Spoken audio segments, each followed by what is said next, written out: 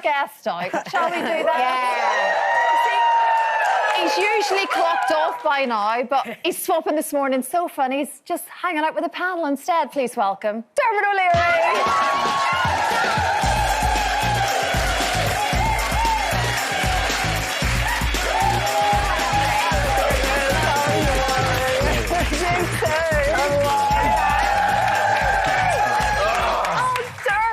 Lovely. Oh, it's a whole different scenario when you're on the show. I wanted them to ask you to dance on. And well, they did, and I said no. Did you say no? No, but then I thought, oh, I will. And then they put Rock DJ on, but they put it on too late. So I've sort of started dancing, and then realised there wasn't any music. Now I'm just liking it. There you go.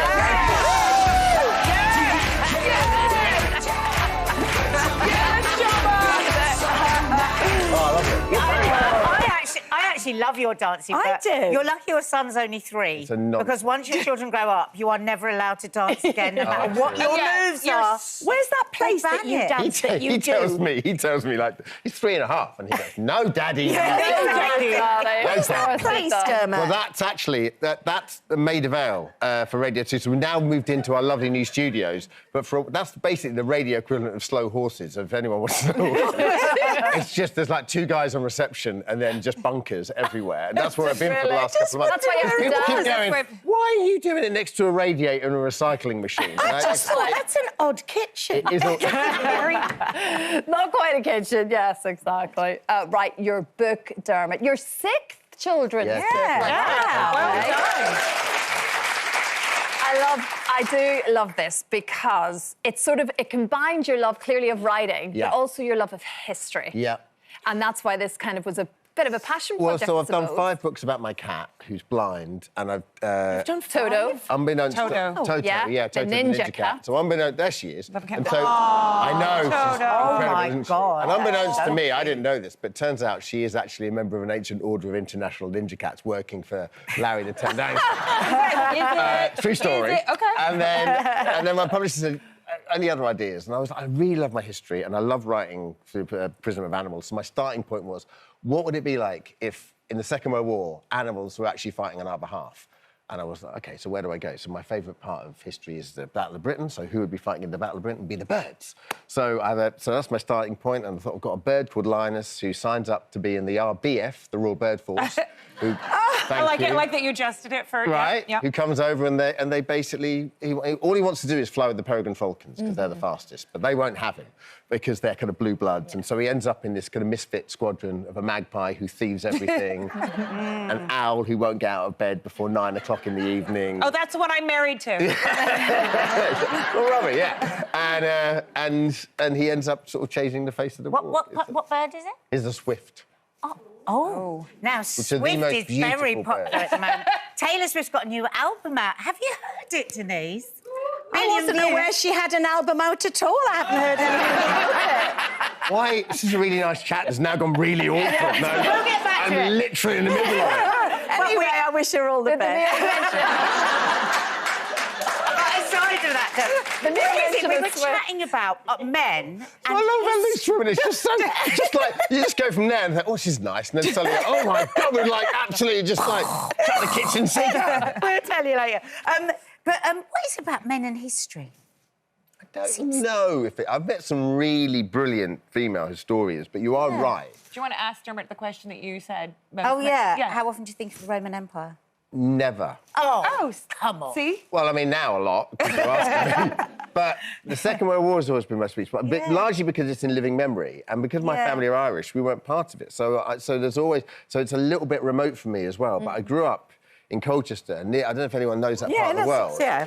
But we have... So obviously, it's the Battle of Britain was very close to there, but also all these old American air bases from the Second War. I don't know if you guys have seen Masters of the Air. No. My grandfather fought in the Second World War, but he was out in the Pacific. Yeah. So... Which is an incredible... They made an incredible... Steven Spielberg and Tom Hanks. Exactly. They did an incredible series. And then the last series is called Masters of the Air, which is kind of based around kind of where I grew up. And when I grew up, sort of the 80s was only 40 years after, so that's kind of really in living memory. So we used to know quite a lot of the guys that would work on the bases, and those American air bases, a lot of them are still there, so you go for open days. So it was always that kind of time, part of history always... It was like permeating. Yeah. And then I remember when Band of Brothers came out, I was about 30. Oh, that was great. Yeah. And I remember thinking, God, that's 30 years ago, and 30 years before that was in the middle of the war. Yeah. So... and then you always sort of just go, what would have happened to you? What would you have done? Where would you have been, you know? So... And there's lots of elements of that in the book, really, isn't there? Or draw on a lot of those What is points. the age? What age is it? I reckon I'd go, if you're an advanced reader, 7 to about 11, I think. Oh, right, wow. It's a good age. A lot of friendship in the book as well, which, again, I'm sure you're pulling from real life. And we were just talking about the April Fool's prank with Alison. Oh, my God, that's which was... Tell you what. We were sitting here watching it, and I thought... Firstly, you played a blinder. You were very... She was incredible. She was fabulous. But let me tell you, so the backstory of this is on the Friday, they went, listen, because Alison had been away filming for a couple of weeks, and they said, we want to do an April Fool's prank on our... I think it was a Monday. And they said, well, you're going to drop it. And I went, she's never going to fall for it if I just pick up a vase and drop it. Yeah. So I said, we're going to have to orchestrate it that I can knock it over. So all weekend I'm thinking about how we do this. And we get there on Monday, and I don't know how... You know, she walks in to makeup and she says, we can do April Fool's today. And everyone just goes, no, we're not going to do